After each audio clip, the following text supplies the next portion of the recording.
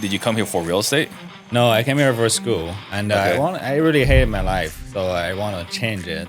And Hated your life before you got here or after you got here? before, right after I came, I became homeless. So I lived in the car for a couple months, and I started to flip all different free stuff. Got it. And after that, I started to do real estate. You would go back to China still? Once in a while. I'm absolutely terrified of going to China.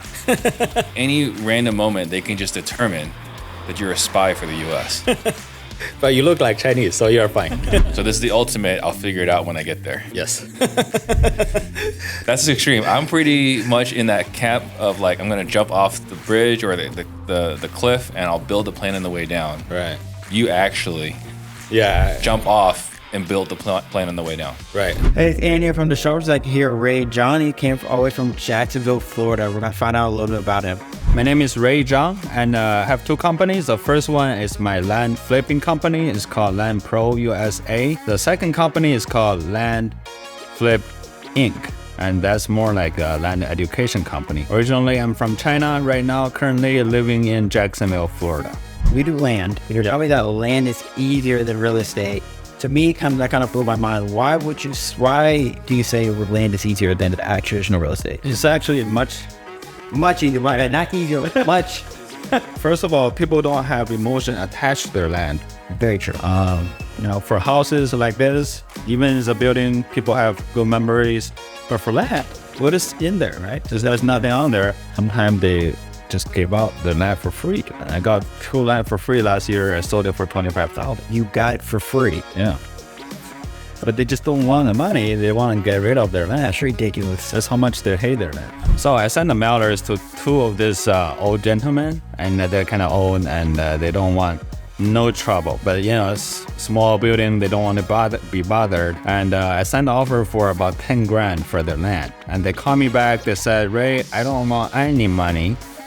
I just want this to be taken away. So what can you do? I said, okay, I can do that. So I sent him the deed. He signed it over. I sent a notary, and the land is mine.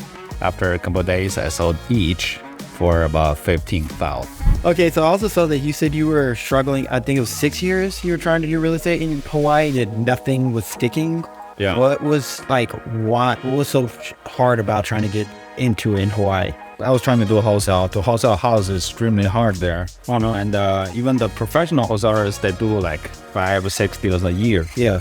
And I didn't have enough money to send direct mail, so I was gonna maybe try virtual wholesaling, which is even harder. I mean, I was in Hawaii and tried to do it virtually in the mainland, and that didn't work either. I did see though that you had an anniversary with your wife recently. Yeah. Took her to Disneyland. Yeah. How big is family to you? It's very big, and but my wife always think I kind of ignore it because I work all the time. Yeah. But I work for them, you know what I mean? So I'm just trying to do the best I can to support the family and maybe help others along the way. So then how did you figure out your why? I have 2 wives actually. So the first one is my wife, and so when I was homeless, we were dating, right?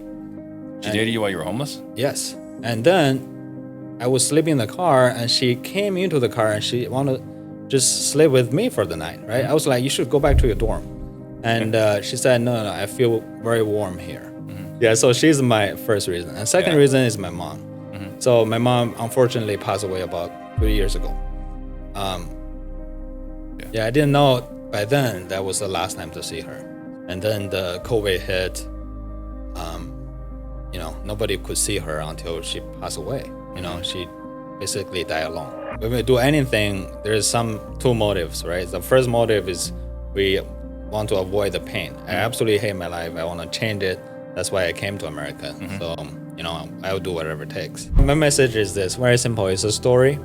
So just imagine there's a huge truck, and on the truck, there's a lot of woods. And one day, all the woods caught on fire, and the fire is huge.